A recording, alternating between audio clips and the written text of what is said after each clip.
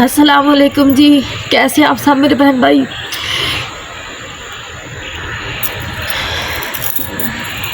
रुक दो।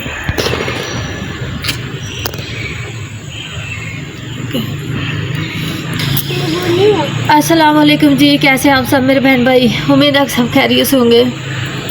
आज हम थोड़ा ठीक नहीं है, मैं बहुत ज़्यादा परेशान हूँ। मैंने कहा चले थोड़ी सी वीडियो बना लेते हैं, आप लोगों से शेयर करते हैं, थोड़ा शायद कुछ बोझ हल्का हो जाए। इस वक्त आसा साहब भी घर में नहीं है और मैं सुबह से काम पे थी, काम करके आई हूँ तो फिर मैं हमसायों के घर गई हूँ। सर्दियों को मैंने कपड़े निकाले थे बहुत सारे, जो कि उनके घर मशीन पे धोए और ड्राई किए। मैंने कहा ड्राई हो जाएंगे, ज़रा जल्दी खुशक हो जाएगी। धूपें तो आपको पता आजकल निकल नहीं रही सही से। मैं वहाँ पे कपड़े धो रही थी, भूख भी इतनी शदीद लगी हुई थी मुझे। बच्चों को नहलाया, मैंने खुद भी नहाई हूँ और अभी आए हम लोग खाना खाना था घर में। तो अभी हम घर आए हैं तो आगे बाहर गाड़ी खड़ी हुई थी, वो हमें कह रहे हैं कि आप सामान खाली करें आज शाम तक। आज शाम तक तो फिर खाली नहीं हो सकता। और अब उन्होंने हमें टाइम दिया है कल शाम तक का। पिछले साल जो भाई आए थे उन्होंने कहा था कि हमें साल हो गया यहाँ पे बैठे हुए। पिछले साल एक माल का मकान आया था, वो देख के गया था, हम इधर बैठे हुए थे। उन्होंने कहा कोई नहीं बैठे रहे, बिठाया हमें ठेकेदार ने था जिसने ये दीवारें वगैरह करवाई थी। और मालिक फिर आया तो वो विज़िट करके गया, हम लोग इधर ही बैठे हुए थे। उन्होंने हमें ऐसी कोई बात नहीं की। हमें भी कहा ठीक है, फटी पुरानी ये हमारी झुग्गी है, हम लोग इधर गुजारा कर रहे थे। उन्होंने भी सोचा, मुझे आवाज़ आई उनकी बातों की कि ये लोग गुजारा कैसे कर रहे हैं। उन्होंने कहा बस गरीब बंदे हैं इसलिए बैठे, इनको ज़रूरत है। उनका बैठे रहने दो। ठेकेदार ने कहा इसलिए बैठे हैं कि बड़े बंदे हैं। मालिक ने बोला बैठे रहने दो। फिर वो आए आज से कोई 8 दिन पहले आए हैं तो उन्होंने कहा कि हमने ना यहाँ पर मिट्टी वगैरह डलवानी है। मैं मालिक हूँ, मैंने कहा ठीक है। तो कहते कोई बात नहीं है, बैठे रहे, हमने मिट्टी डलवानी है। हसन साहब से बात करवाएं। हसन साहब का है, हसन साहब जो है वो मैरिज हॉल गए हुए थे। जब वो आए मैरिज हॉल से तो मैंने उनको बताया और मालिक का जो नाम था वो अपना बता गए थे, नंबर ले गए थे हमारा। उन्होंने फ़ोन किया, हसन साहब से बात हुई। हसन साहब को कहते हैं कि मैंने यहाँ पे काम करवाना है, मेरी मिट्टी डलवानी है। तो हसन साहब ने कहा मिट्टी डलवा लें। कहते हैं कि हमें आपको जानता नहीं। इन्होंने कहा किसी किस्म की कोई आपको श्योरिटी चाहिए, कोई आईडी कार्ड, कोई और किसी की गवाही, मतलब किसी की ज़ुबानत, किसी की, मतलब यहाँ पे हमें और किसी को कहते हैं तो हमें वो भी आपको दे देते हैं। 1-2 अच्छे लोग हैं जो हमें जानते हैं, सही ओहदे पे भी उन्होंने कहा कि हमारे बारे में जानते हैं। उन्होंने हसन साहब ने कहा कि किसी किस्म की अगर आपको कुछ श्योरिटी चाहिए तो आप ले लें, आप हमसे मिल लें, हमारा आईडी कार्ड ले लें। कुछ और कहना चाहेंगे तो कहते हैं कि चले ठीक है, कोई नहीं, आप बैठे रहें। बस ये बात हुई, उसके बाद हमारी बात खत्म हो गई। अब वो बंदा नहीं आया जो यहाँ पे 2 दफ़ा आया है, मिल के गया है, हमें कह रहा है कि आप बैठे रहें। आज एक और बंदा आया है, कह रहा है कि हम यहाँ के मालिक हैं, आप यहाँ पे नहीं बैठ सकते, ये तो प्लाट मेरा है। हमने कहा हम नहीं बैठ सकते, हम ये भी नहीं कहते कि ठीक है अगर आपको नहीं पता था, बस हमें अब 2-4 दिन का टाइम दिया जाए। हमने उनको कहा है कि हमें को 2-4 दिन का टाइम तो दे कम से कम।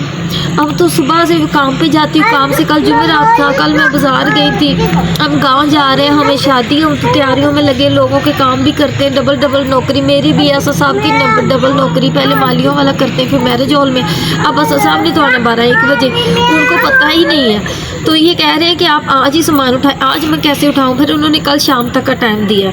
रात को, आधी रात को सब आएंगे, सुबह फिर हम मकान ढूंढेंगे, क्या करेंगे कुछ समझ नहीं आ रहा।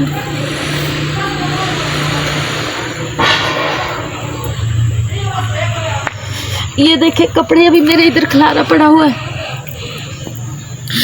कुछ जो है कपड़े में वहाँ पे बहुत सारे कपड़े धो के सूखने डाल के, जैकेटें वगैरह, गर्म कपड़े, मैंने कहा मशीन से ज़रा ड्राई हो जाएंगे तो अच्छे से उसका ना पानी पुनी निकल जाता है, साफ़ हो जाते हैं।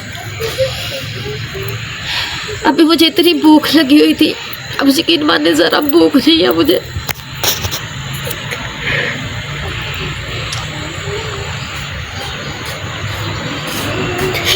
अब एकदम भूख खत्म हो गई। बच्चे मेरे देख के फातिमा परेशान हो रही है,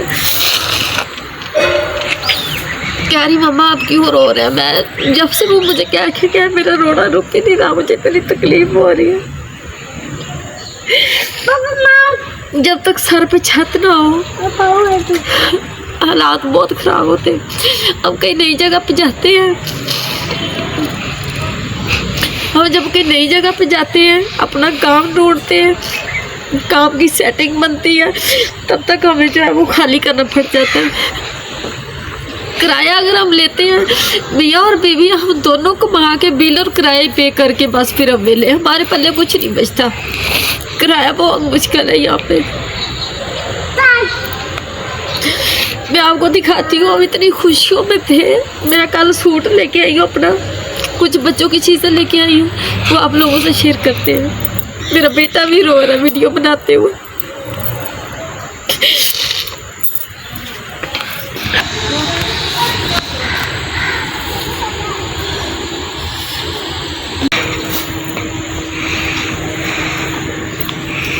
ये देखें, ये मैं जो है ना कल कुछ चीज़ें लेके आई थी। इतने खुश थे हम लोग, शादी की तैयारियां कर रहे थे। अब पता नहीं शादी पे भी जा सकेंगे या नहीं, कुछ नहीं कह सकती। आगे ये मैंने एक सूट घर से निकाला था, मैंने कहा दुल्हन को देंगे। ये वाला सूट एक मैंने खरीद लिया है, ये दूल्हे के लिए है। ये कुछ लैसे और नलकियाँ, कुछ मेहंदी और ये फातिमा की चूड़ियाँ, ये सारी चीज़ें छोटी मोटी मैं कुछ लेके आई थी। ये लास्केट वगैरह बच्चों की। पीछे करो। एक मैं ये अपने लिए स्टोलर लेके आई थी, मैंने कहा गाँव जाना, मेरे पास न्यू स्टोलर नहीं है। और बच्चों के सॉक्स लेकर आई थी मैं। ये 2 सूट लेके आई थी। एक सूट मैंने कहा मैं अपनी सास को दूंगी। ये 3 पीस सूट लेके आई थी मैं, मेरी सास के लिए सूट था। सिलाई करने के लिए मेरे पास टाइम नहीं, सुबह लोगों के काम करते हैं, शाम को आके बाज़ार कभी और कभी घर की तैयारियां करते। बाज़ार तो निकल जुमेरात बाज़ार गई थी, सारे ये कपड़े मैंने यहीं से ले लिए था, जैसा भी बाज़ार था मैंने इधर से ले लिए। ये एक सूट मैंने अपनी नंद के लिए लिया है, जिस घर में शादी उस घर में मेरी नंद उनकी बहू है। और एक सूट मैं ये अपने लिए लेके आई थी बारात पे पहनने के लिए। बाकी छोटे मोटे जो है वो मैंने कहा वलीमे पे और मेहंदी पे घर से ही हमको पुराने इस्तेमाल कर लेंगे। ये मैं अपना एक सूट लेके आई थी। इतने शौक़ से, इतने खुश थे हम, कल शाम तक बहुत ज़्यादा खुश थे। तो अभी तक मतलब थोड़ी देर तक पहले खुश थे, कपड़े वगैरह धो रहे थे, तैयारियां कर रहे थे, डिसाइड कर रहे थे कौन कौन से पहने। अभी आज आके शाम को मैंने ये सूट से तैयार करना, वो कमरे में बैठ के मैंने कहा था रात को सूट तैयार करूँगी। अभी मेरा कुछ भी करने का दिल नहीं कर रहा, मेरी भूख भी ख़त्म हो गई है। और कुछ कपड़े मैं दिखाती हूँ, मैंने गाँव लेके जाने, उन्होंने मुझसे मंगवाए। उन्होंने कहा कि आप आते में ना लाहौर से कपड़े ले आना हमारे लिए। मैं आपको वो भी 2 दिखाती हूँ, मुझे अभी याद आया। ये देखें, ये 2 बहनों के सूट लेके आई थी। ये मेरी जिठानी की 2 बेटियों के कपड़े हैं। तीसरी के उन्होंने कहा था अभी ढूंढ के लेके आने, आपने कहीं इतवार वाले दिन कहीं निकलना, कुछ करना, कुछ भी करना, आते हुए रास्ते से भले लेके आना, एक सूट और लेके आना। उनकी 3 बेटियां हैं, तो कहती है आपने तीनों के पैसे जो है उन्होंने भिजवाने हैं। और मैं ये ले आई थी कल जुमेरात में, फिर मैं कहाँ बाज़ारों में जाती फिरूँगी। अब देखिए मुझे समझ नहीं आ रही, टेंशन इस बात की हो रही कि हमने जो हमारे पास कुछ 4 पैसे थे, हमने शॉपिंग कर ली। अब मकान भी जाने को ढूंढे किराए पे, तो कैसे ढूंढे। साहब को बिलम में भी नहीं है, बेचारा आधी रात को थका हुआ आएगा। रोज़ सुबह जाता है मालियों वाले काम पे, इस टाइम तक अब 4-5 बजे तक, 5 बजे जो है ना 4 बजे वो मैरिज हॉल चले जाते हैं। रात को 12-1 बजे तक उन्होंने वहाँ पे काम करना है। फिलहाल समझ नहीं आ रहा। और आपने देखा होगा पिछले 2 दिन भी हमारी कोई वीडियो नहीं आ रही थी, टाइम नहीं लग पा रहा था, मसरूफियात इतनी थी। और यही था आज मेरे पास वीडियो। ये वीडियो भेजती हैं, फिर देखते हैं बाद में इंशाल्लाह अगली वीडियो आपको रोते धोते नहीं मिलेगी। जब कभी हमें दुख होता है तो ज़ाहिर है हम लोग आपसे शेयर करते हैं।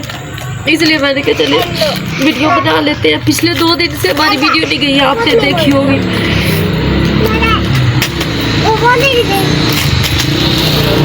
हमें घर के हालात है कि कुछ कपड़े मैंने ये धोने, चिट्टे कपड़े मेरे उधर ठीक हुए पड़े, वो नलके आगे पड़े चिट्टे कपड़े, ये कपड़े सारे निकाले, ऐसे बिखरा बिखरी हुई पड़ी। मुझे इन कामों की टेंशन थी, अब एक और टेंशन आ गई। देखते हैं, हम शादी पे गए तो आप लोगों से शेयर करेंगे हंसते मुस्कुराते वीडियो में। सामान उठा के शिफ्ट करते हुए तो आप लोगों से मिलेंगे फिर। अल्लाह हाफिज। अल्लाह हाफिज।